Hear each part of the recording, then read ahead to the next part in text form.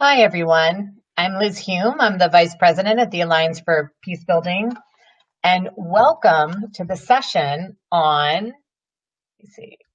welcome to the session on rights to rewrite, how peacebuilding can leverage coalitions and collaboration in the face of conflict over new history narratives. That's a mouthful, but it's a great title because it really tries to capture what we're talking about. A lot of organizations have worked on peace education and looking at schools and how do we get peace education in. There's been a lot of work done overseas, not in the United States. So what makes this panel really interesting, I think, is that as the world knows, the United States is experiencing its own conflict and violence. So this panel will start off with the incredible Patricia Schaefer. She is the executive director from New Gen Peacebuilders, and she's also, we're lucky, she's a senior fellow for peace education at the Alliance for Peacebuilding. And she's going to be talking really about the United States and work that we're trying to do here. And she has also been doing work in Sudan, South Sudan, and other places, but she's really going to be U.S. focused.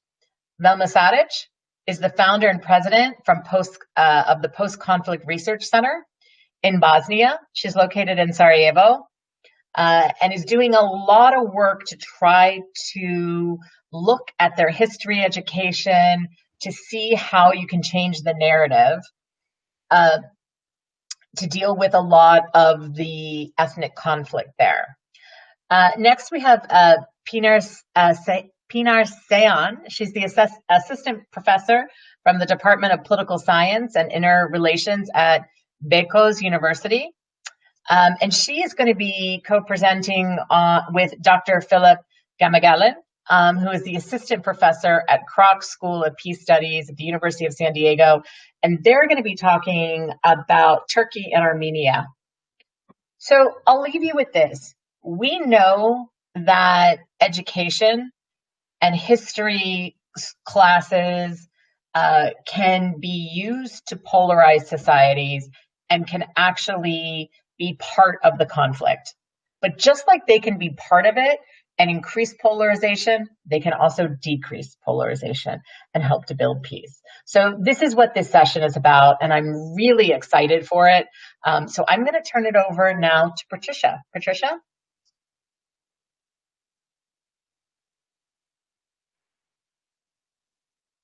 Patricia, you're muted. Yeah, I'm not muted. There you go. You're perfect. I want to thank Liz, and thanks for that introduction. And Liz, one of the things that I see about what you just said is you've summarized so neatly what you also wrote about in a letter to the editor for the Washington Post, that the way we think about telling our stories through history can either be a polarizing force or a force for unity. And so thank you for saying that again. In preparation for this panel, I had the good fortune to speak to the other panelists. And what was fascinating to me was both how different our experiences are in terms of what we're trying to do and the differences we're trying to make in the locations that we're going to talk about, but also the similarities, how there were some real common threads. And so that's part of the fascination, how this challenge of having the rights to rewrite it's contextual. It has different perspectives, different settings, different unique cultural factors that come into play. At the same time, we found that there's a lot in common in terms of what we've been learning and the opportunities and challenges we've been facing. One of the things I would say that we have learned, or I've learned from talking to the other panelists, is the notion of rewriting the right to rewrite historical narratives is ipso facto inherently, no matter where you go, a sensitive and emotional topic, because the writing of one's history is really the writing of identity. And the questions that arise are, is that an appropriate portrayal of identity? Have we included all identities in the story? Is it an inclusive narrative? Is it not an inclusive narrative? and decisions that get made by whom about what stays in and what is left out, and then the conversations you have around that. So that's certainly a common factor that we've talked about. Also, I think one of the things I've learned, variations that you experience are the variations in tools. And there are so many tools these days and platforms to talk about our narratives. It's not just classrooms and traditional classrooms anymore. So that's been an interesting process. Also, by talking to my co-panelists, it really made me think a lot about all of the creative ways we can be finding to recast our narratives. And lots of uses of new kinds of media, and I think you'll hear a lot about that both in my presentation but the other panelists' presentations. And then the last thing I really want to say is what has been fascinating is the rewriting of narratives would seem quite straightforward. It just has to do with the quote-unquote presentation of the facts. But the presentation of the facts, of course, are always contextual, cultural, in nature, and have different perspectives that come into conflict.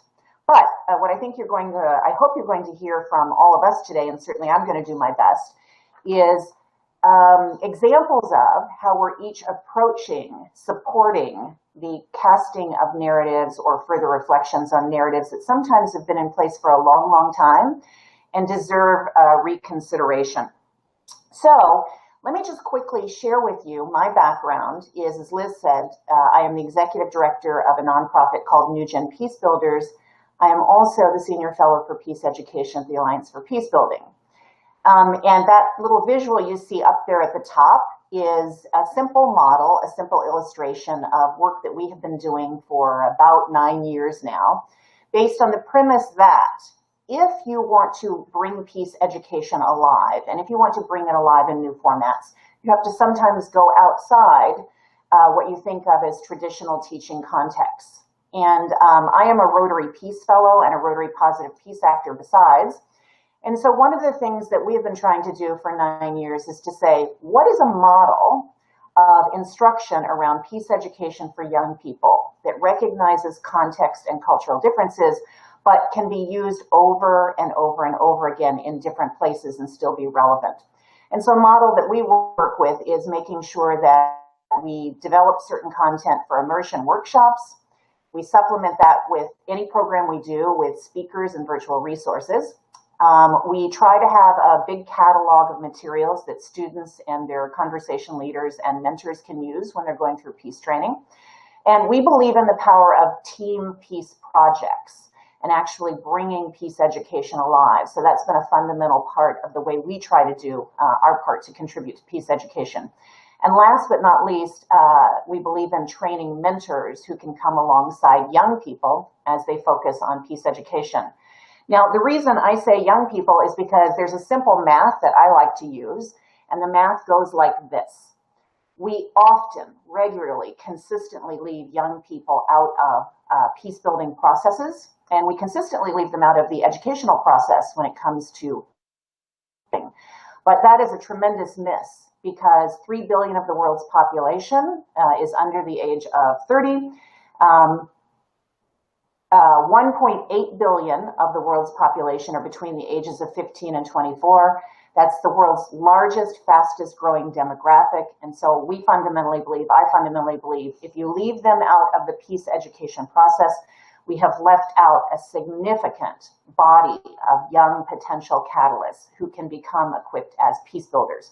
So we like to use the phrase build peace, repeat the peace, with the premise being that if you create models of peace education that can be used in various places and scaled, then you're doing something to really shift the balance. If you believe that if you get to 5% of a population, you can shift a way of thinking. So that's a fundamental premise that we operate from that I thought was important to share with you.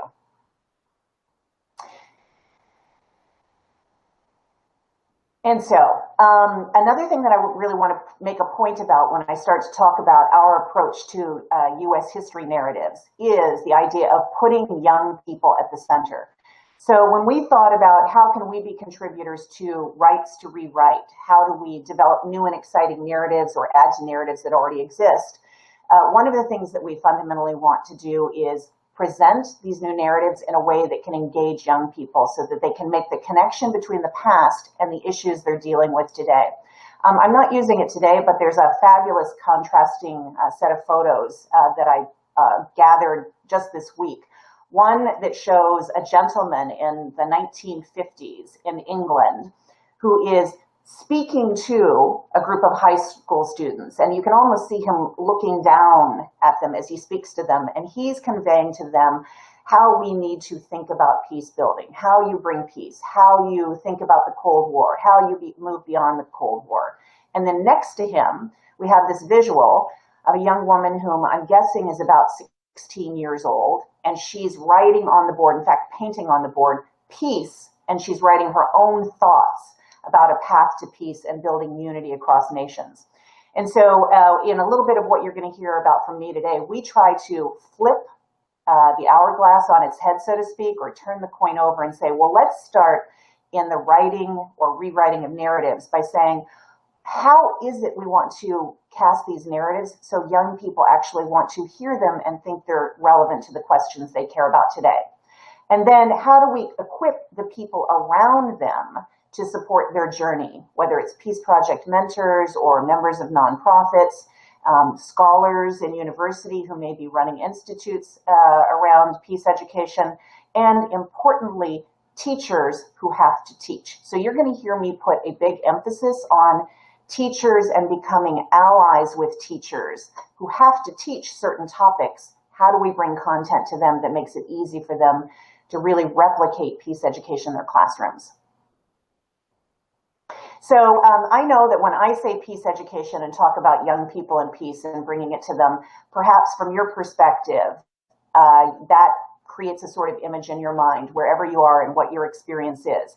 I think it's important for you to see when we say peace projects or peace education, and we talk about really replicating it, really getting it out into communities, what does that look like? So I'm going to show you a very short video, it's about 4 minutes long, that shows you kind of that model that I mentioned at the beginning about what does it look like when you bring peace education to communities and work with young people to create peace projects, because it's going to link to what I talk about with U.S. history.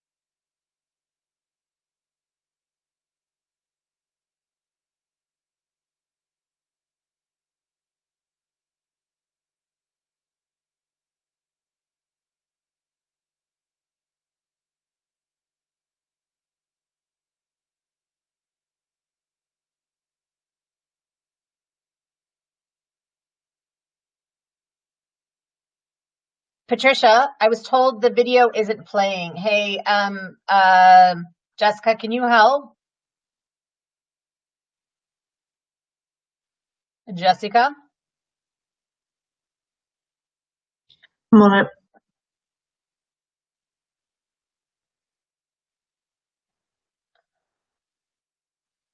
Hello? Sorry, everyone. We're trying to get this video to play. Okay, I tell you what, Patricia, why don't you keep going through and we'll try to get the video up and running. All right, 1 second.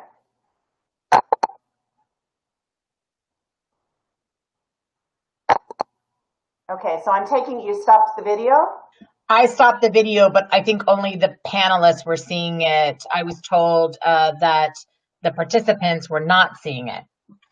Okay, well then So you know what? we're gonna work on it. So in that time period, why don't you move on and give us some of your other good information? I will. Okay, so visitors, viewers, I'm sorry you couldn't see that. As Liz said, maybe you'll get to see it later. But basically what it showed or demonstrates is the power of bringing peace education into the community and how you can actually train young people in the age ranges of 14 to 24 in many of the fundamental tools that you might learn if you're studying peace building in a university or graduate setting, and the importance of actually training young people to do peace projects in a really disciplined way. So if we get to show it, we will, and if not, that's the premise. And you would have seen a number of projects that were produced this spring, even while COVID-19 was underway, how students were actually able to create peace projects around human trafficking and education and equity and so on. All right, so let's move on here. So the premise is that if you have this model, you can use this model in many different places. And we actually started with this model in the United States, in North Carolina of all places, in 2014. Since that time, we have taken that model to engage young people in peace education to this variety of places that you can see on the map. Now, what's interesting is we have found that this model works whether you're working with high school students, secondary school students, it works with university students, and we've also used the same model with adults. But the point is to put young people and young people in action with peace projects at the center of peace education. But along the way, and here's where we start to get to the U.S. history narratives transition, along the way, what we realized was, if we really want to scale peace education, we have to be working as allies with teachers. And so you'll see we have started to do this in the United States. Now, of late, it's become very, if I had been having this conversation with you 8 years ago, people, and many people in the United States would have said, well, peace education, is that something we really need here? I would actually be asked that question. That's no longer the question I get. In fact, the messages I get on a regular basis now are, we recognize that peace education is a necessary endeavor anywhere in the world, and we have our own challenges to face. This mapping that you can see right here comes from ACLID, and which is a relationship and work being done in connection with Princeton University. And this is actually a crisis monitor which tracks demonstrations or demonstrations of conflict in various places. I like to use it because it's a great reminder that if we want to work with teachers and use peace education with teachers, then what we want to see is an understanding of how you actually work on conflict in your own communities and use what they have to teach in their classrooms as a base to do that. So plenty of work to be done. And that's why we decided to really focus on the United States first. The way we are doing that is we, aside from the New Gen Peacebuilders program that I told you about, we have an initiative called Youth and Peace in Action. And we have begun the work on it, but by the middle of 2021 through 2022, we anticipate what we're calling reaching out to and engaging 100,000 young community peace builders. And we're starting primarily on the East Coast, from Delaware down through the Mid-Atlantic, into Florida and Georgia, and into the Caribbean. Now, we're doing that because we have some wonderful supporters and sponsors who are helping us focus on that geographic area. We've also chosen to do it because there are 110 million people in the geography that we are focusing on. We have states that have enormous numbers of high school students and the largest high school student populations in the country. And so we thought, well, let's start where there's the greatest number of high school students. The exceptions in the United States would be Texas and California, which have huge numbers of high schools and students. But the area that I'm talking about is quite a diverse geography with a large population. So how are we doing this? And this is where we start to think about U.S. history. What we came to realize was the best thing we can do, especially because the education system in the United States is so diverse, and it's often, policy decisions are often made at the state or local level, is come alongside teachers and support them with tools and resources, but also train them in professional development settings. I'm glad to say that the Alliance for Peacebuilding has really given the thumbs up and been supportive of this idea. We've also partnered with the Institute for Economics and Peace to use many of their tools in the content that we've been creating for teachers, whether it's the Global Peace Index, the Positive Peace Index, the 8 Pillars of Peace, the Terrorism Index, the Ecological Threat Register they've been very generous with. We have been leveraging these tools in the framing of how to train teachers from a professional development perspective around peace education. And so here's how it's working. Think of it this way. One of the things we've really realized is we cannot be the experts for teachers on what they teach. We're not the experts on the instruction of US history. We're not the experts on the instruction of civics. We're not the experts on the instruction of environmental science, or you name the topic. But what we can be is great partners. And one of our realizations in the United States is that the subject that almost every high school student in the United States will take is some form of social studies, typically US history, and they may also take global politics or civics and so on. So we said, well, all of those teachers have to teach particular time periods, particular epochs, particular patterns in the US. Let's go in with them and see what they have to teach. And if we look at what they have to teach through our lens, how can we bring them tools and resources that they can apply alongside what they have to teach? So we started with our first effort in this in really saying teachers have to teach about the Civil War in the United States. They have to explore questions of harm and healing. They teach about civil rights. They teach about immigration patterns. They teach about the Gilded Age and decisions around business regulation. They teach about periods of the use of journalism with matters of corruption. They teach about education as a human right. And they also teach about the Cold War. So we basically came alongside them to see what they teach, how they teach it, and then how could we present lessons and tools that they could incorporate into their classrooms to look at these topics with new lenses, to use conflict resolution tools with their students, and came up with a set of tools and resources that we make available to them. Now, what's happened? And this will be sort of my sum. We have been doing this with teachers in Alabama, in Vermont, in North Carolina, and we have learned a lot. We have learned that they may have different testing standards. They may have different requirements. They may have different approaches to how they go about this. But if we bring these tools around the periods that they all have to teach, and we actually allow them to go through these training experiences where they're learning from one another. Teachers in Vermont can talk to teachers in Alabama, can talk to teachers in North Carolina, and so on. And they can be part of the creative process, even creating new lessons with these tools. Then we've got something that teachers buy into. We've got something that teachers feel a sense of ownership around because it marries their expertise with the tools that they would otherwise not have access to. So we're well on our way. And in fact, what's really exciting is that we're starting to hear that there are either universities and or professional development structures for next year that really want to invite these tools into the process, be they in Delaware or West Virginia or Virginia and so on. And so the last thing I will say is for us, these peace projects that we train young people to do are important. Extracurricular learning is important. But if we really, really want to imbue a culture of peace, then we have to be working alongside large numbers of teachers who are the channels who really interact with students. And I'll look forward to questions. Well, Patricia, one quick thing. So why in the US? What is the problem you're trying to solve? And when you're looking at the curriculum, you know, talking about putting a peace building lens on it, what are some of the things that we've talked about is the fact that US history has been so whitewashed and sanitized. So you can talk just a little bit about that, and then we'll try to run your video again. Oh, okay, great.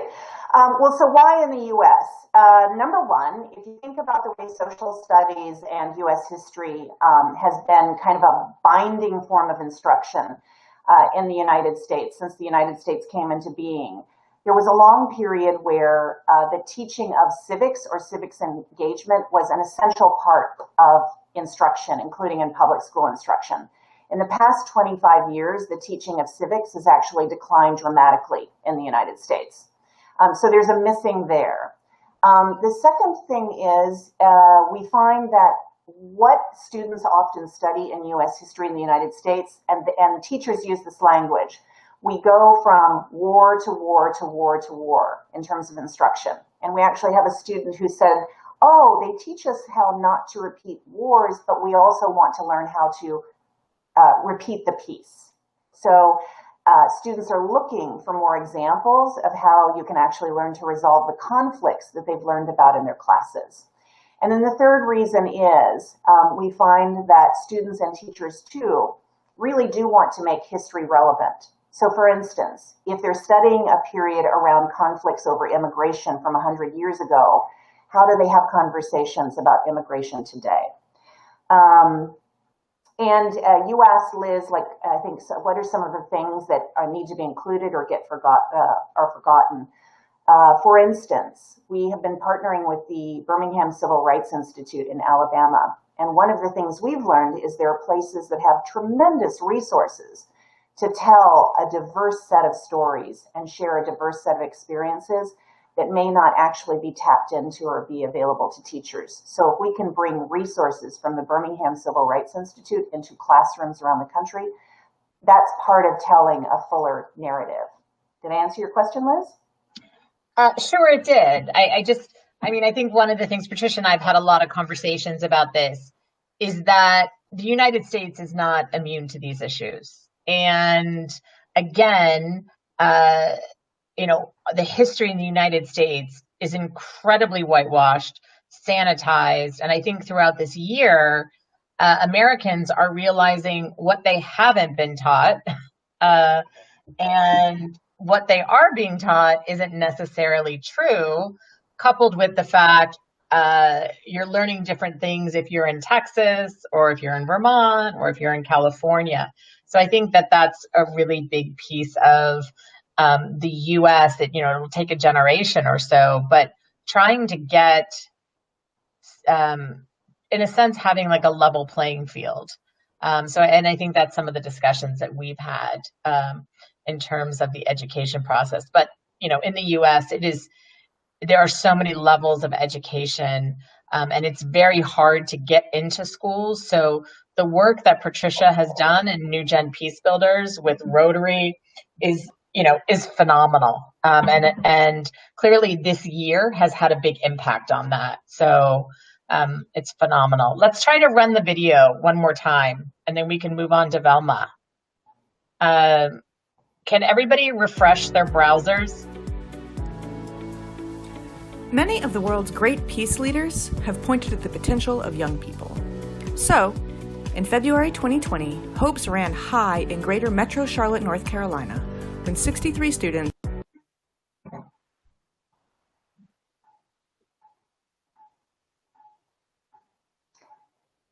So how did it work from a tech perspective, Liz? Do we have the same challenge? I'm sorry? Yeah. I said, are we having the same challenge from a tech perspective? Yeah, it was working and then it stopped again. Okay, let's just do it one more time and see. Many of the world's great peace leaders, teams, all systems were go. And then COVID-19 spread on a global scale. They faced this question: how can we work on peace projects with closed schools and stay-at-home restrictions? Incredibly, all 8 teams adapted, persevered, and used new virtual skills to do so. Here are highlights from 4 of the 8 projects that share one thing in common: a belief in education as an essential pathway to peace. A growing number of teenagers are expressing their fears that climate change threatens their future, and their frustrations are not taken seriously. In 2015, the United States EPA and USDA announced a 2030 goal to reduce food waste, landfill waste, and carbon emissions by 50%. The Lighter Footprints team discovered that U.S. school cafeterias serve nearly 5 billion lunches every year in ways that add to the carbon footprint. So, The team partnered with Houston-based Footprint app and California-based Edible Schoolyards to develop an e-food feature that helps students advocate for sustainable food choices and lesson plans to make available to high schools in all 50 states. Data from the U.S. Bureau of Labor Statistics indicates that the majority of the 20 fastest-growing occupations between 2018 and 2028 will require completion of challenging science, technology, engineering, and math classes, or STEM. The All In for STEM team members realized that nearly all of them have a passion for STEM in common. They research differences across race and STEM classes and careers, and learned that the earlier children experience engaging activities, the better. Children in low-income minority schools often miss out on these experiences. The team partnered with Heal Charlotte, a community-building nonprofit started in 2016 after protests in the city turned violent, with racial inequity at the core of the conflict. Team members designed and delivered STEM learning kits and delivered virtual lessons to young people in households served by Heal Charlotte. The No More Hotspots team focused on human trafficking of minors and learned that the state of North Carolina mandates schools to provide awareness instruction on human trafficking and sexual assault. But classroom content is not easily available or useful.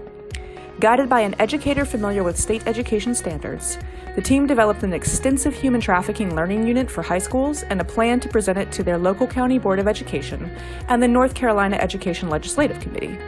Their bigger goal, a multidisciplinary unit available for use by high schools during Human Trafficking Awareness Month. It's been noted during the COVID-19 crisis that immigrants are at higher risk because many work in essential business service roles. Most official websites on COVID-19 protection measures are in English only, and protective face masks are not widely available to immigrant communities. The Helping Hands for Humanity team members from East Charlotte, the most diverse area of the city, were sensitive to the disparity. The team translated government COVID-19 postings into a multiple language website, recruited volunteers to sew protective masks and attach information about the website, collected donations to fund the effort, and partnered with local nonprofits serving refugees and immigrants to distribute the masks and information. These new-gen Peacebuilders focus on what they care about, test their concerns with data, listen to community members, and become equipped to build bridges for the rest of their lives.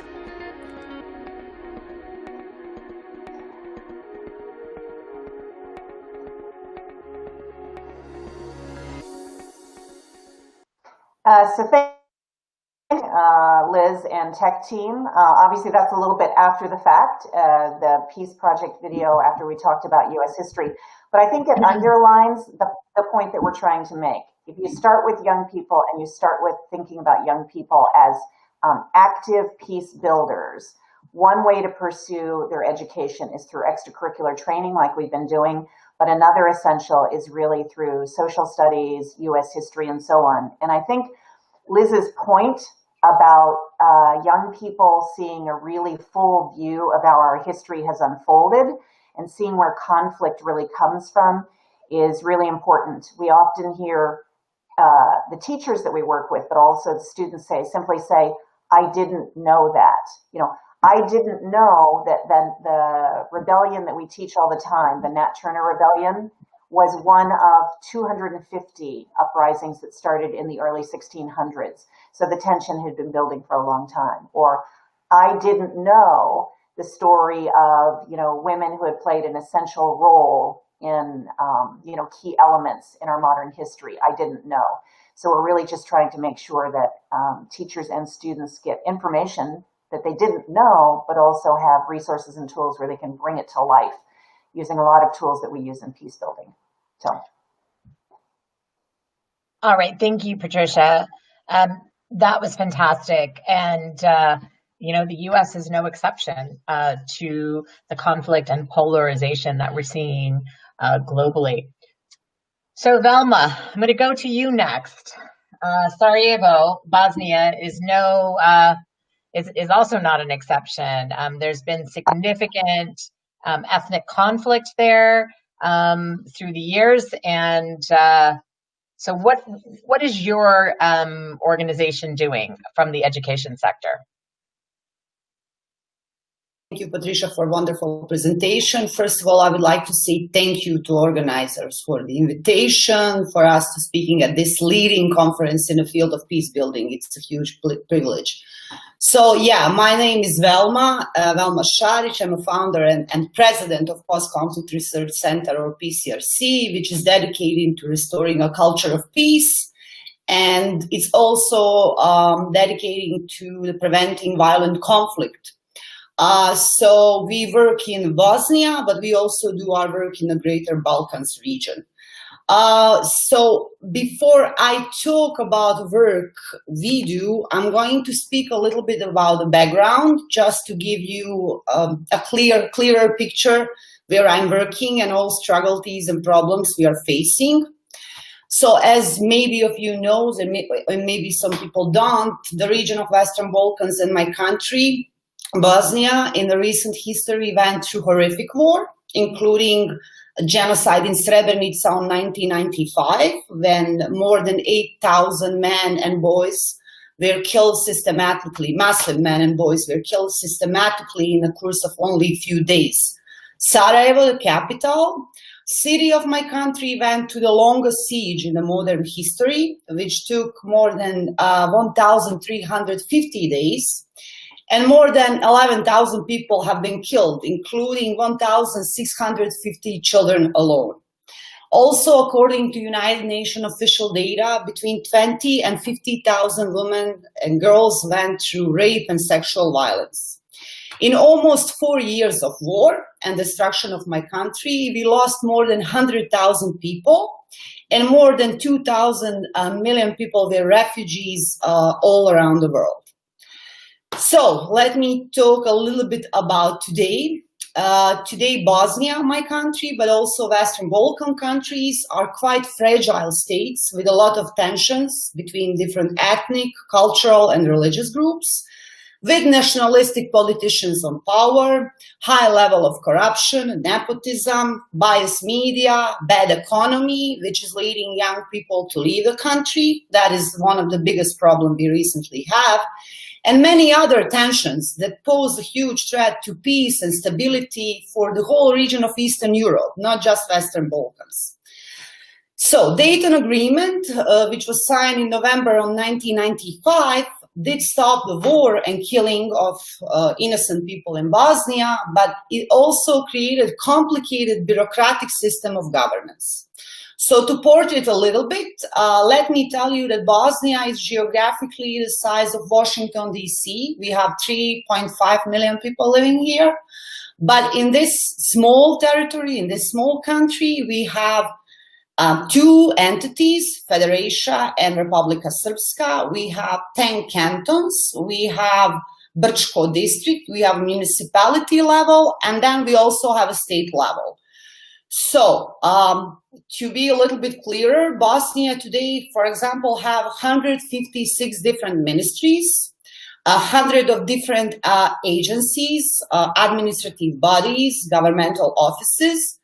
And with all these 156 ministries, there is no state ministry of education, meaning that there is a huge need for educational reform in my country. We cannot still teach peace or tolerance or interethnic, interreligious dialogue at schools, and everything related to peace building is laying on the back of civil society and non-governmental sector. So even 25 years after the war, we have not been able to move from one-sided history teaching practices and devices narratives at school, which include also physically segregating systems of two schools under one roof. I will move now and show you in the slides. Yeah, two schools under one roof. So there is, according to OSCE official report, 56 schools in Bosnia on 28 different locations and cities that they are affected by phenomenon of two schools under one roof. This is 46 primary schools and 10 secondary schools. So this phenomenon of two schools under one roof, you can see this is one of the schools in central Bosnia, is actually a pure principle of segregation where young people from different ethnic and religious backgrounds are physically separated according to their ethnicity and through their separate educational curriculum. They don't even interact during the school break. You can see that they have been separated by wire in between.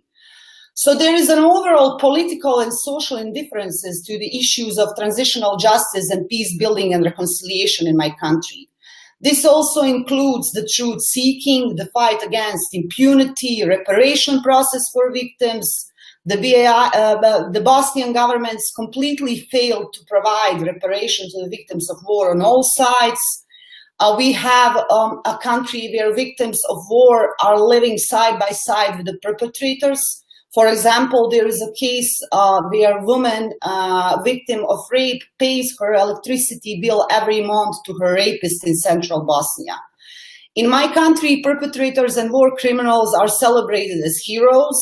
They can even work in public sectors. They are holding positions like city mayors or directors of hospitals, schools, and so on. So we are working in this environment and witnessing a growing presence of radicalization, narratives both online, also offline, where hate speech and genocide and war crimes denial are a reality. I'm going to give you one example where there is a student dorm named Radovan Karadžić at Republika Srpska, which have been opened in 2016, and it still exists and welcomes thousands of students every year. Radovan Karadžić, for those who don't know, have been found guilty for genocide and war crimes by the International Tribunal of Former Yugoslavia. So we deal with all these different narratives of our recent history and polarization of religion, social exclusion of minorities, and all this is highly reflecting on development of mutual understanding and tolerance between people. Also, regional educational systems are also disseminating information that will more serve to create more ethnic division rather than install youth with values of tolerance and peace.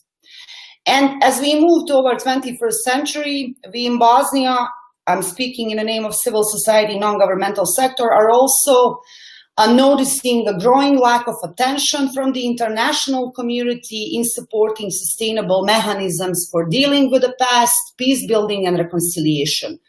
On the side of civil society, this have become evident through very little funding which have been available to grassroots organizations, and especially for long-term and sustainable peace building and reconciliation work. So this is the background where I'm working.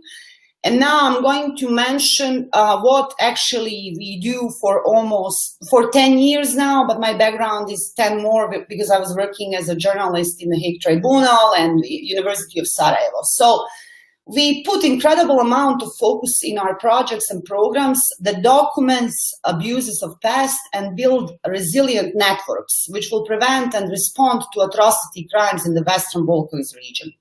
We give support to victims of war, raising awareness of the issue that affect them while trying to supplement the local government's activities toward these groups.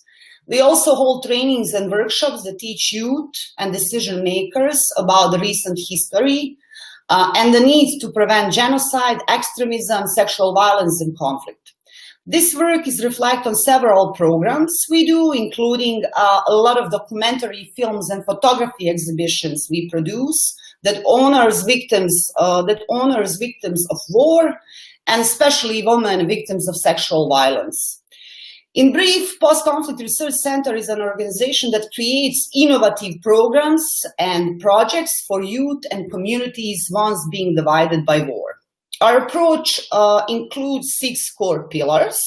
So in these 6 core pillars, I'm going to only mention 4 because we don't have a lot of time to go into every, but the core of our core areas of operations are human rights and transitional justice, creative multimedia and arts, peace education, preventing genocide, mass atrocities, and violent extremism, post-conflict research, and consultancy.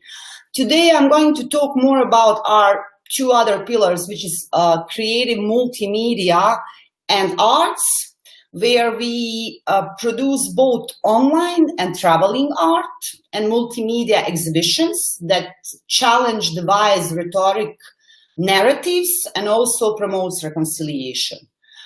We display these works in highly visible public spaces, mostly on public squares with like big outdoor exhibitions, for example. This comes from the fact that the Bosnians and people in the region of Western Balkans, they cannot every single time provide opportunity to go to the galleries. So we are targeting public squares where these exhibitions are accessible for ordinary people too.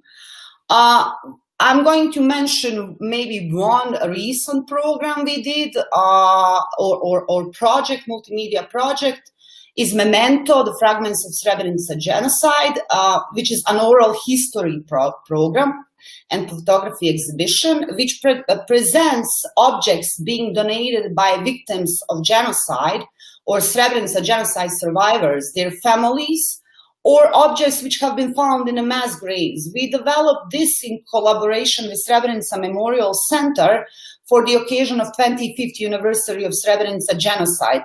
Another one is a traveling monument Why You Are Not Here, or Što te nema, which is actually a nomadic artistic installation of the cups of coffee, which symbolizing a missing people from genocide. So we use a lot of art to engage young people and actually show them visually the consequences of the recent past. The next intervention we do, which we found quite useful for young people, we use a lot of journalism and photography, and we ran a censorship-free online news media platform with the name Balkan Discourse. This platform is mostly for marginalized voices that informs broader society about the issues of peace building and those issues affecting Balkan youth. All content being written on Balkan Discourse is written by our youth correspondents. So, here on screen, we can see the Holocaust lessons for peace, and I'm going to move just a little bit in Ordinary Heroes program, because those are, I would say, our core curriculums or our core projects we develop mostly for peace education. Through peace education, we develop and implement youth programs that teach young people about moral courage and rescues behavior, and decision-maker behavior. We also teach them about the perpetrator psychology and reconciliation processes. So we develop our content-based curricula that first of all aim to advocate and promote the values of justice, peace, cross-cultural understanding, and reconciliation that will shape historical narratives of tomorrow for youth. We are, for example, Ordinary Heroes, our award-winning program and curriculum we develop, tells the story to youth about moral courage of ordinary people who in times of war or genocide risk its own life to stood up against evil to protect others.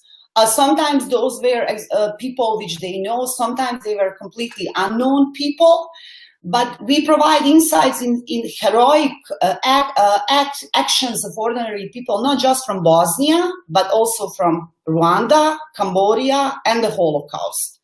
This curriculum aims to provide stories that will challenge the status quo of ethnic division in Bosnia and the Balkans in order to foster reconciliation through an educational and multimedia approach. This is done through several different components. We can see here Heroes in Training, Participatory Youth Session, Ordinary Heroes Multimedia Festivals, Youth Competition. But I'm going to mention that for this program we develop, for example, we produce our own documentaries. These documentaries we first thought will be just a tool for education and workshops. They ended up being very well produced and being seen by 1.8 million people in the region of Western Balkan and more than 300 million people worldwide working together with UN Web TV. We also developed a large outdoor exhibition with the name Rescuers, the youth competition, where we are challenging young people to find their own stories about moral courage and rescues behavior. And these stories are mostly coming from their small local communities. So PCRC Ordinary Heroes Peacebuilding Project is a really award-winning program, but it's also been selected as official toolkit of Council of Europe for local and regional authorities as a perfect example of unique multimedia peace-building initiative that was developed to help elected representatives of 46 European countries to teach them how to organize interethnic and interreligious dialogue. In 2013, Hillary Clinton, then Secretary of State and State Department, also awarded Ordinary Heroes Project, and we received the first prize of United Nations Alliance of Civilizations and BMW Group in 2014 as the most innovative peace-building project. So the next curriculum we work on, and we are extremely proud, it started in 2015 together with the US-based organization Educators Institute for Human Rights and German organization ZDF. We have been implementing a project to develop a stable, realistic curriculum for training teachers and materials based on common understanding of educational priorities in Holocaust education and mass atrocity preventions and response. So we are currently working with a special team of educators and teachers from 6 different universities and schools in Bosnia, all around Bosnia. All ethnic and religious groups have been included, to develop and provide curriculum where we will include a lot of more ordinary heroes curriculum about the role of moral courage, rescues behavior, peace, and intercultural education. So the name of this curriculum is Teaching Holocaust and Peace, Lessons from the Past for the Future, a practical guide on peace education. This curriculum consists of several models. We have a history teachers, one educational model on second history and legacy. The second one is human rights. The third one is culture of remembrance, where we will educate young people about the model and practices of memory and memorialization, because we don't have a state law in my country which will regulate the role of memory.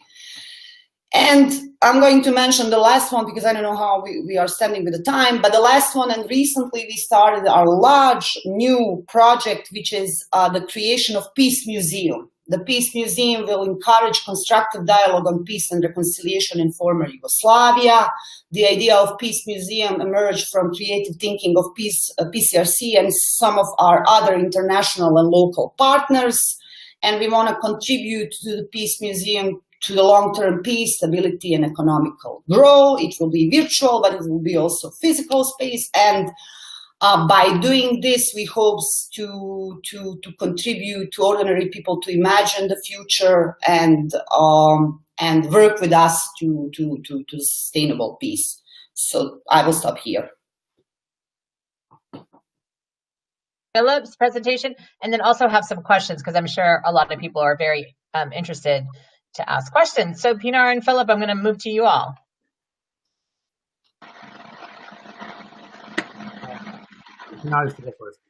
Yeah. Thank you, Elizabeth, and thank you all of the panelists. Sorry, I'm looking for our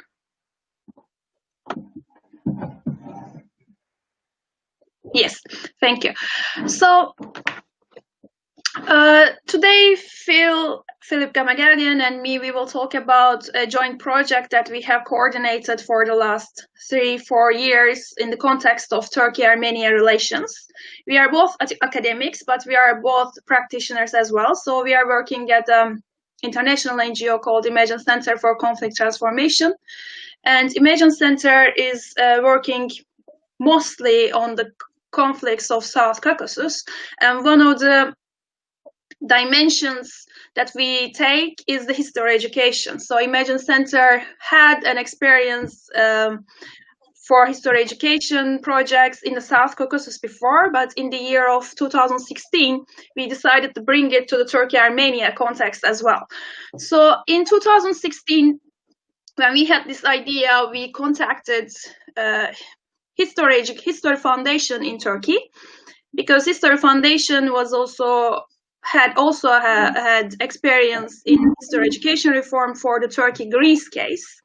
So they became our main partners. And then we had two academic partners, one from Armenia, Association for Young Historians, and one from Istanbul, Turkey, Bilgi University. And we received a small grant, a small EU grant, and we started working in January 2017. So what we did, we brought together history teachers, history educators, academics, sociologists, historians, political scientists together in a workshop. We were like, I think, 16 people, and it was very balanced in terms of country and gender and different professions. And what they did, they analyzed the history education in Turkey and in Armenia. So they not only looked at the textbooks, they looked at the textbooks as well, they analyzed them, but they also looked at larger education. They looked at the curriculums, which topics are taught, how many hours of history education that the students are receiving, who are producing textbooks, if the state is using other alternative materials, if they let teachers to use alternative materials. That kind of work they did, and we have discussed that in a workshop. And what they said, as a result of this analysis, they said that textbooks in Turkey and Armenia are both essentialists, single-voiced, militaristic, sexist, and while the history textbooks in Turkey are more focusing on tolerance, in Armenia they are more focusing on victimhood. So they criticized that, and after several days of brainstorming, they came up with, or we came up with, let's put me inside of it that too, some suggestions, some conceptual suggestions to overcome these problems, and their suggestions were de-idealization and repoliticization of narratives, inclusion of multiple voices and perspectives, addressing nationalism, militarism, and sexism, movements from essentialism to social constructivism, reconceptualization of time and space, instruction on the method of history, balancing contextualization and isolation, instruction on topics beyond political history, instruction of local histories, and going beyond textbooks. So in the visual, you see the book. We have published it in 2017 in English. And also we had some other workshops in year one as well. And we had some larger stakeholder meetings. And then in 2018, we continued the project. As a second step, we received another small grant, very small grant. And again, some of the participants have continued, some of didn't, but again, we had history teachers in our team, we had academics, and we came together this time to produce some alternative history education modules based on those suggestions. So we published the second book in 2018. I think we don't have the visual here, but we can send the links, I think. And its name is Alternative History Education Modules for Armenia and Turkey. And in this book, we have 3 modules. First one is about the role of media in nation building. The second one is social movements. And the third one is women's movements and feminisms in 19th and 20th centuries. So the topics are choosing in accordance with the motivation and expertise of the participants, because again, we were like 16 people. It was a small group. And in each module, there are 3 or 4 lessons. Each lessons have activities, very interactive activities, a lot of resources, texts, some instructions for teachers. So this is basically teaching materials. It's not a textbook. It's teaching materials for teachers who would like to or who can use it, because some teachers cannot use that. We knew that. But anyway, each module is written by Turkish and Armenian teachers and academics. And we translated both books into Turkish in 2019, and we printed them, we published as a book, and we were still working on the Armenian translations until now. And we presented our work in a lot of public places, in conferences, public events, and we had some media coverage as well, so we never kept it as a secret. And all of our publications are open on the websites of the organizations. And for 2020, for this year, at the beginning of this year, our plan was to pilot the modules with students. And during the project, actually, we had workshops with students. We took their feedback about the first version of the modules, and also we had a lot of meetings with other educational professionals and other teachers who are not involved in the project. We took their input and also feedback as well. And what we wanted to do was to use it, pilot the modules with the students, but then the pandemic happened and we couldn't. And then this summer, more unfortunate events happened, and Phil will talk about them next. But what I want to do at the end of my part, I would like to summarize the strengths and challenges of our project until this summer, like July, August 2020, until that point. So I think the strength of our project, first, we could build a network of professionals who were working on history education, who could produce something together. That was the first time in terms of Turkey-Armenia relations. There were talks, meetings before, but no one could ever produce something concrete. And we had an interdisciplinary approach, which was a plus. And we could have regular meetings with stakeholders. And like I said, we could even include some students in both countries. And where history education is dominated by mainstream textbooks and materials in both countries, we could produce some kind of alternatives. So if it is available, if anyone would like to use them, and they're high quality materials, to be fair. And also in terms of when there's a lack of political process between Turkey and Armenia in terms of peace building or reconciliation, we could do something to keep the momentum between people, between civil societies. So I think these were the strengths of our project. But of course, we had challenges as well. And most of the challenges, of course, are challenges of the many civil society projects, like funding, project design, institutional capacity, participants. And but most of all, we knew that we will have a very limited outreach, especially in Turkey, because Turkey is big and the political context is not favorable. So we knew from the beginning that we will not be able to have any impact on the government, on decision making, or any history education reform process. And more than that, we also knew that it is dangerous to do this kind of jobs in Turkey. But during the project, something happened. I mean, we thought it would be more or same in Armenia too, but the government changed in Armenia and regime changed in Armenia during the project. So we raised our hopes that maybe we could influence the political decision making in Armenia in terms of history education reform. And Phil will soon talk about that. So I'm leaving that part there.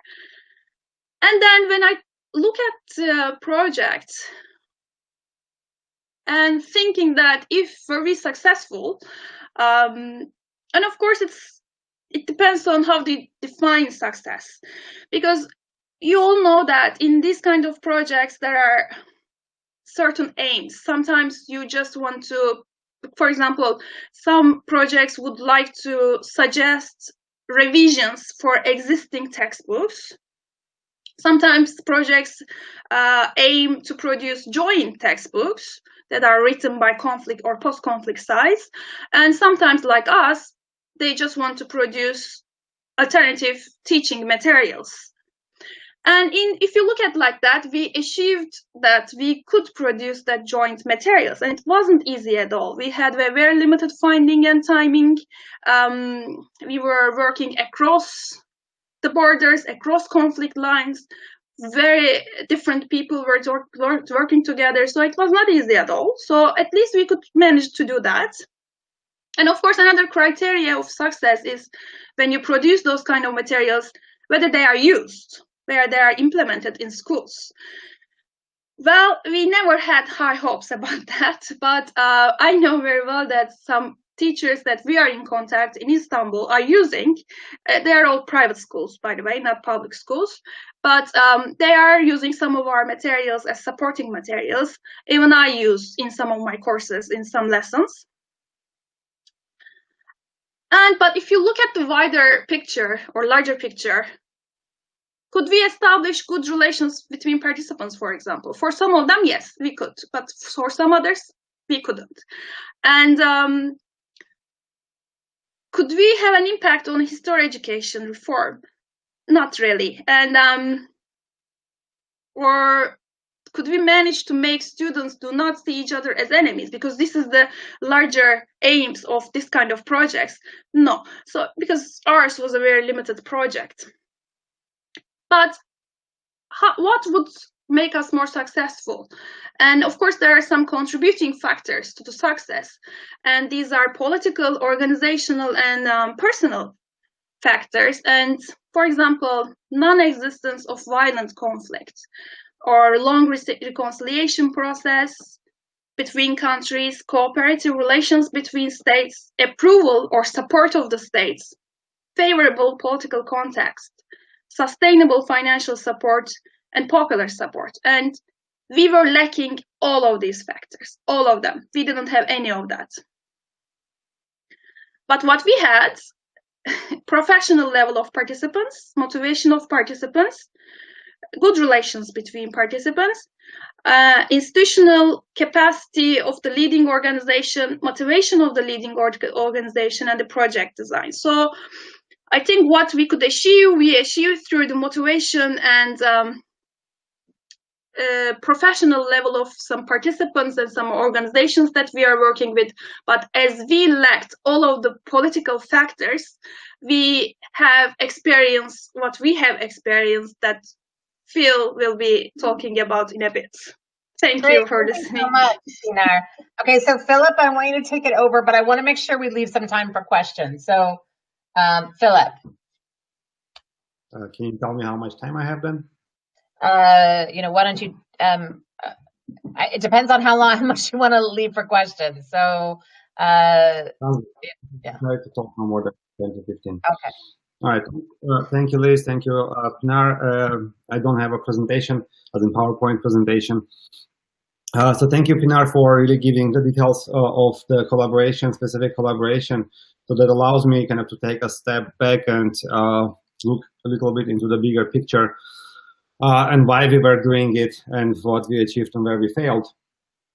And I also want to give a context to these conflicts similar to the one that Velma talked about, the Balkans, because our work was not only focused on history education. That was one piece of a bigger puzzle of trying to address conflicts between Turkey and Armenia, but also in the South Caucasus, which is a region neighboring Turkey. Similar to the Balkans, this region had a number of wars, and also very devastating ones that ended in ceasefire agreements. Unlike Bosnia, unfortunately, there were no peace agreements signed, and they ended in only ceasefire agreements. So that created a number of challenges moving forward. One of them was extreme ethnic segregation. In the Balkans, we saw in Bosnia specifically, we saw how the segregation is happening in the same space. People really coexist or live together, at least in the same city, while they are really living apart. In the case of South Caucasus, it went further. There was complete ethnic cleansing committed, and essentially the populations are not even living in the same space at all. So that's one big challenge. The second one, perhaps being further from the EU, again, without a peace agreement in place, there has been no international support whatsoever for any kind of integration processes, including when it comes to education.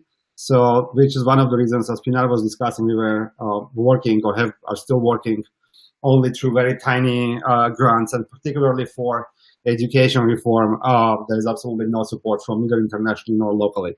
So it's only done through smaller NGO initiatives.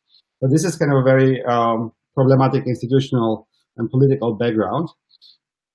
So what we were trying to do was, again, not only history education, but the Imagine Center, the organization that we are both involved with, has been trying to work with conflicts in this region on a broader scale, working also with sometimes supporting the official peace process, supporting or leading dialogue initiatives among youth, among journalists, among other academics.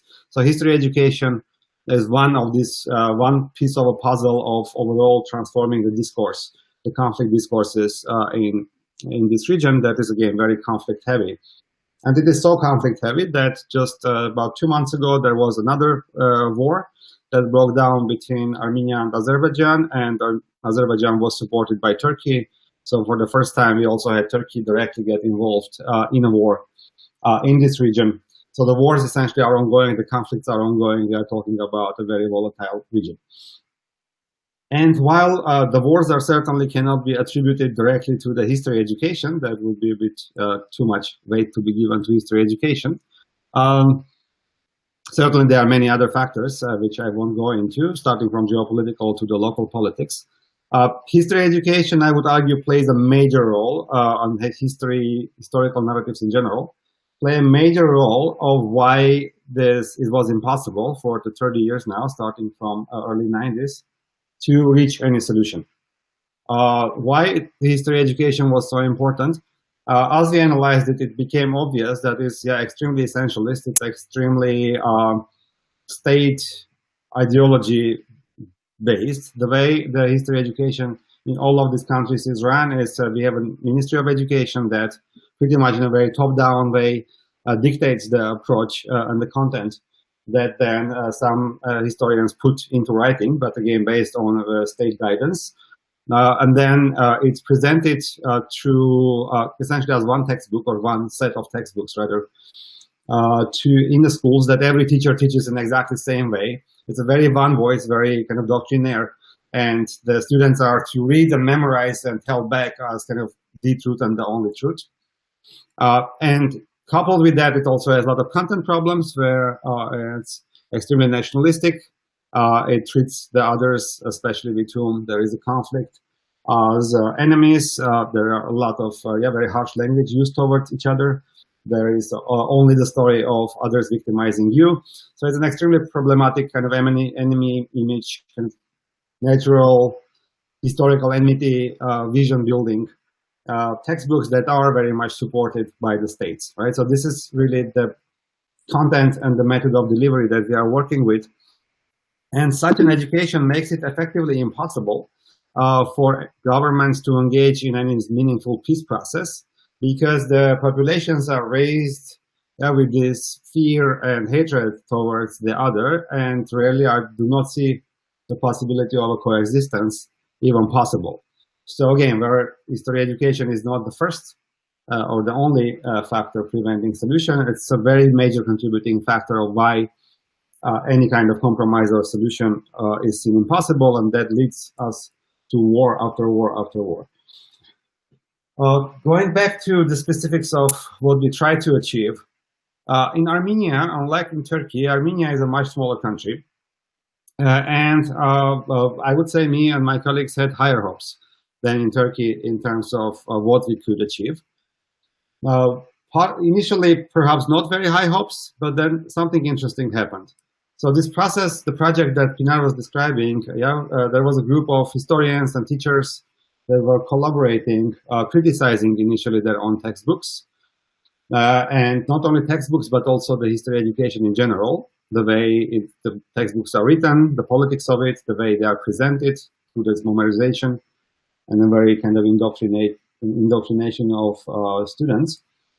But then they went on not only criticizing, but also creating alternative texts, both on conceptual level of how alternative education should look like, but also creating these alternative texts, and specifically on topics that were not ever covered, such as social movements or the feminist movement, and doing it also through alternative models of presentation, but it's not written by the author and students have to memorize, but there are a lot of interactive activities, there are a lot of multiple and contradictory perspectives, so students can learn to produce knowledge and not only consume knowledge. What happened in Armenia, where it looked possible at some point enact a reform and full-scale history education reform, was that in 2018, the previously authoritarian government was overthrown through peaceful protests, and a very popular government, at least for a short period of time popular, democratic government came to power. And more encouragingly for our project specifically, a number of people who were among co-authors in our project also were among the leaders of this revolution and took up pretty high positions in the Armenian parliament from the new ruling party. Following that, they attempted overall many reforms in Armenia, including including education reform. And part of education reform was history education reform. So it looked like all the stars lined up at some point. So the content was there, the alternative texts were produced, the principles of more multidisciplinary or multi-vector education and multi-perspective education were in place. And people who wrote these principles were, some of them at least, were now in government and were trying to attempt a reform. And that, all of that kind of came crashing down pretty soon. And that's, for me, a pretty unfortunate conclusion out of all our work. That even people being in power positions couldn't necessarily move much forward. The resistance to them was formidable. It came initially from the authors of the previous textbooks, the textbooks that were about to be removed from the schools. But it also solicited very public support for the type of education the people were used to having, which was very nationalist, very enemy image building, anyway, kind of very dogmatic and yet familiar and comfortable. So the resistance was very strong, and the history education attempted reform kind of went a step lower and lower and lower and lower to a point where, when I saw the document that was about to be adopted, had nothing to do whatsoever with any of the good principles that were discussed in this civil society work, essentially, and were pretty much replicating the previous model with a couple of sentences being tweaked. So there was really no any meaningful reform to be undertaken. And even that was being attacked as too radical because there was an emphasis of trying to be a little bit less dogmatic in education. So following that, there was a war that completely scratched off any possibility of reform at this point. So we ended up not even discussing a reform. So for me, the conclusion is pretty pessimistic, and I'm seeing this very vicious cycle. The conflict, societies in engaging conflict are seeing. So on one hand, the history education perpetuates the conflict because it's so dogmatic, so nationalistic, so enemy image promoting that the governments are not able to negotiate because the population is raised on these very radical narratives.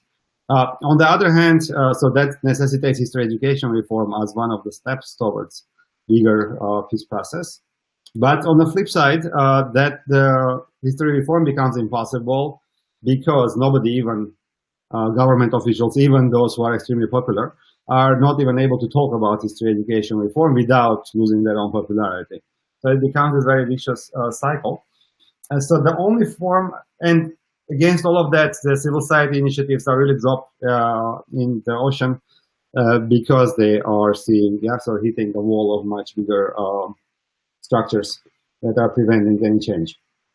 So the only way I see forward, frankly, here is to make the education reform, specifically history education reform, as the part of the official peace process that has never been considered as such. It has been between Turkey and Armenia, but it has not been in any other conflict I'm aware of, because we see from this region to the Balkans that Velma mentioned, and even in the United States, being much more democratic country, how really the perception of history and historical narratives can create a very massive rift and polarization among or within societies that then result in very real violence. But to end on a positive note, at least for our region, I don't think this was a waste. I think our work was extremely important because when we were starting the work, there was really nothing in place. There was no critique done. There was no collaboration attempts. They were seen simply impossible. So when we were talking to donors and European structures such as European Union and Council of Europe, the ones who were enacting different reforms in this region. They were simply saying that history should be put aside because these people are never able to collaborate. So we proved that that wasn't true, that historians from the two sides and teachers can come together and even in the situation of war and open conflict, collaborate, criticize their own writing, criticize their own curriculums, and develop very progressive alternatives to them. And plus, the work itself, in teaching hundreds of pages, both conceptual and teaching materials, is in place, which is, I think, a pretty important work that has been done that can be picked up by either us in the future or the next generation of Peacebuilders. And I will stop here. Thank you. All right. Thank you. Thank you so much, Philip, and everybody. This work is really rich and deep. So I want to get a couple of questions. Some of the questions that have come in have talked about, what about including parents and administrators, not just teachers and students? So anybody want to talk about that in any of your programs? Have you been able to do that?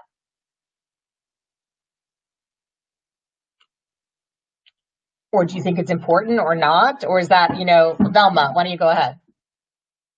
I mean, we did include ordinary people, as I mentioned, by targeting public squares and targeting public cinemas, for example, where we were screening our documentaries.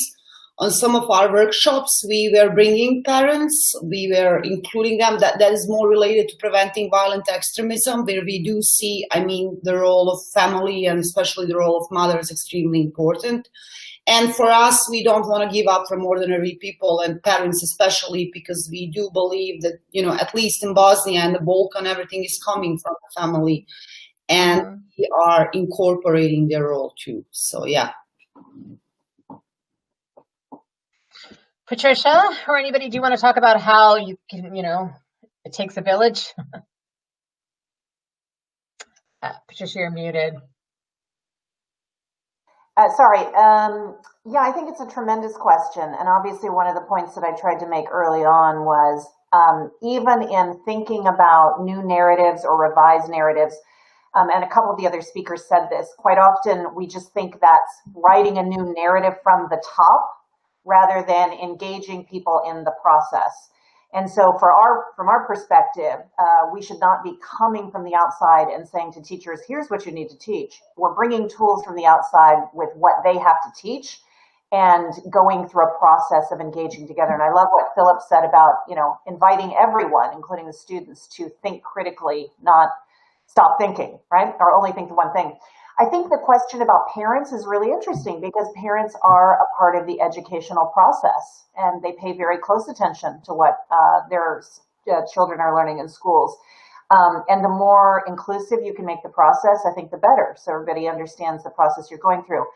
I do think it's challenging because just like sometimes history instruction can be a political football amongst politicians, parents and communities have different views. And I think sort of the case that Velma presented, if the communities themselves, if parents have such deeply entrenched views, even about another community being other or another perspective being other, it has to be a carefully managed process because otherwise you just end up with more dueling opinions at the governmental level, dueling opinions at the parental and community level. So I think it's super valid and very challenging. Okay, thank you. Phil, another question that came in for you. You've been in the U.S. for a while, both in D.C. and San Diego. Given what you've done in this work, what advice would you give to Patricia and others who are taking this on in the U.S.? Am I muted now? Okay. Yeah, unfortunately, Patricia was right that we clearly have very serious divides, and a lot of them are also rooted in historical narratives. And until Trump came to power, we were refusing to see them exist. I even remember when trying to teach on these topics in the US, I was facing a pretty strong resistance from more senior colleagues, saying that these problems are kind of third world developing country problems. We don't necessarily have them in the US. Don't include US-based case studies into the conversation. Yeah, I think at this point we are well aware that the problems are in place. Of course, institutionally, US is in a much better place than the other two countries we were discussing today to handle this with much stronger developed democracy. But it also has a strong benefit, which Patricia and I discussed this recently, that it has a decentralized system of education, which I think is extremely important because it has challenges. It brings challenges with it as well, because then in some regions you might end up also with type of indoctrination, and in others not.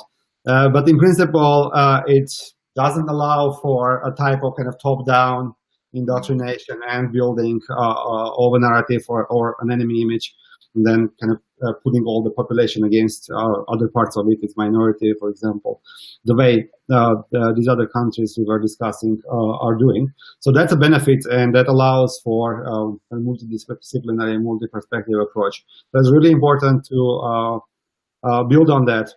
Having said that, yeah, we should be aware that we are not immune to a lot of challenges we do see, of course, from the treatment of or approach to Confederate status to the attitude towards minorities. You mentioned the history being whitewashed. There are very major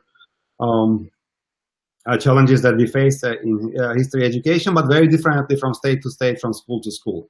So it's a bit of a more fine-grained approach, and I do appreciate all the work Patricia is doing, and I do believe there is a very vast amount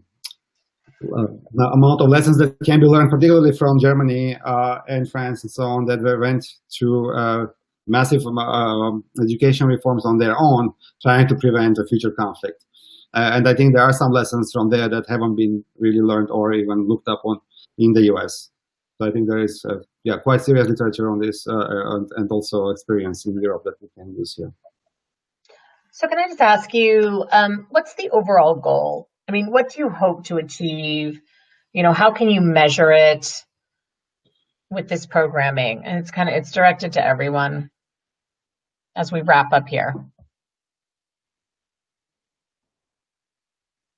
And again, listening to the other speakers, I made reference at the beginning of the presentation to the tools that we borrow from the Institute for Economics and Peace.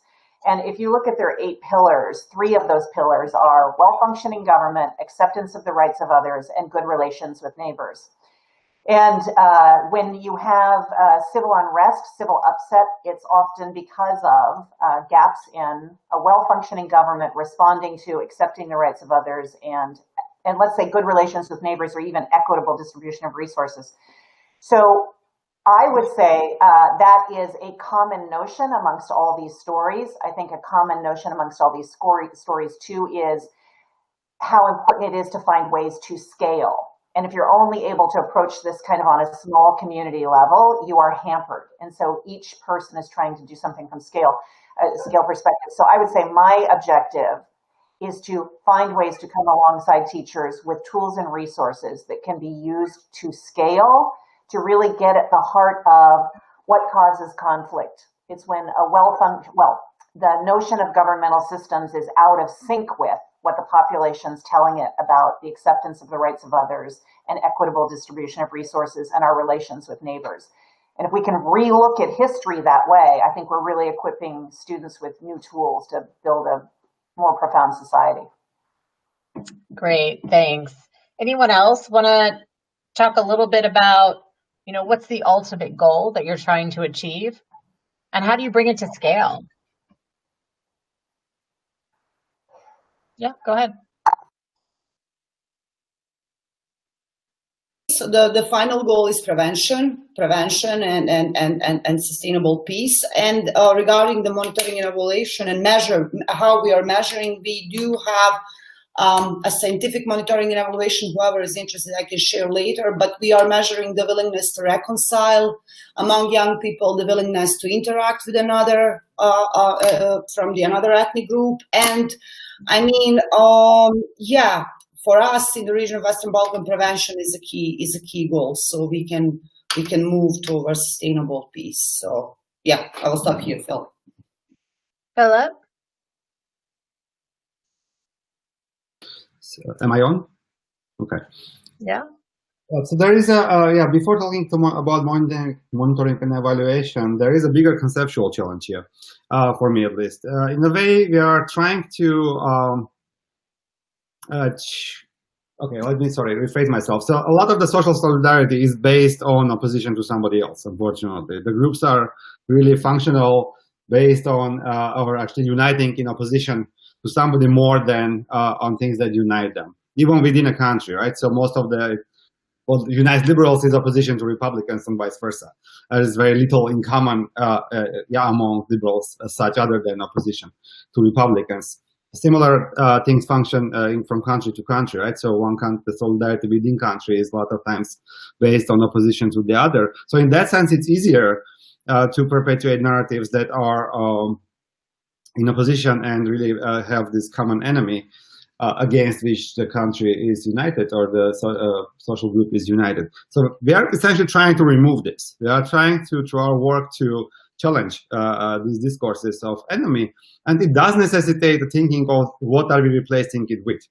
Because otherwise, the social cohesion might fall apart, and you might not have a war with a neighbor, but you might then have a breakdown of relationships within a state. I could possibly argue that right now the US is so polarized because we don't have an enemy such as we had with communists, or later with during war on terrorism. So these were horrible conflicts on their own, but they were creating a sense of social solidarity within the US, which we don't have right now. So this is a bigger question of, if we are removing this pillar, if we are trying to challenge kind of social cohesion based on presence of an enemy, what are we replacing it with? And that I don't think I can answer in 2 minutes. Neither I have a clear answer yet. But that's, I think, the biggest challenge, frankly, here. When it comes to M&E, so I'm going to kind of shift gears here.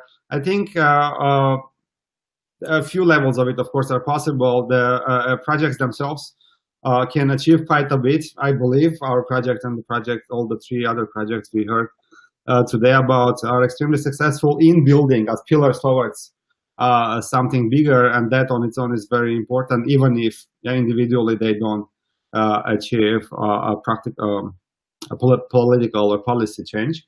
But of course, there should be also impact evaluation put in place, and also more institutional support put in place to see any of this succeed. So they, again, in narrow sense, they can be evaluated against their own stated goals, which a lot of the processes then are successful. But the role of these projects in a bigger scheme of things, that's also a challenge to evaluation in principle. How do you even evaluate that? I know. Okay, well, we have run out of time. This has been so fantastic and so rich. And more importantly, everyone who's been participating in this knows where you are. So if I know there's some other questions that came in. And so please reach out to all these phenomenal people who are doing this work in this sector. And so thank you all so much. We really appreciate it. Bye. Thank you. Bye. Bye-bye. Bye.